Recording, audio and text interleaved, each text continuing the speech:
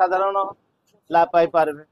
जेन औषध माने अन्य मेडिकल ले जेन अधिका दर रे बिक्री होउतिला तार जनऔषधि जिन दुकान डा खुला रहला तार बहुत कम 50 रु 90% डिस्काउंट रे इनो लोक माने पाई पारबे। मोर नाम से मिर्जा बैग मु बरगढ़ बासिंदा वार्ड नंबर 7 रो आउ ए जनौषधि बरगढ़ रे टाउन रे पहला खुला है।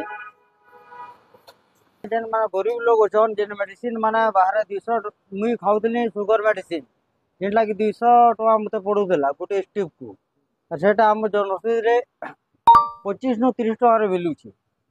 ए मेडिसिन द्वारा गरीब लोग माने बहुत लाभदायक होचन। आम प्रधानमंत्री जनौषधि केंद्र गरीब लोक मानक लिए खुला है। एथिरे प्रधानमंत्री चाहूचंती जे सब गरीब लोग ए जिनिस फायदा उठन बोली असुविधा न हो बोली खुला है।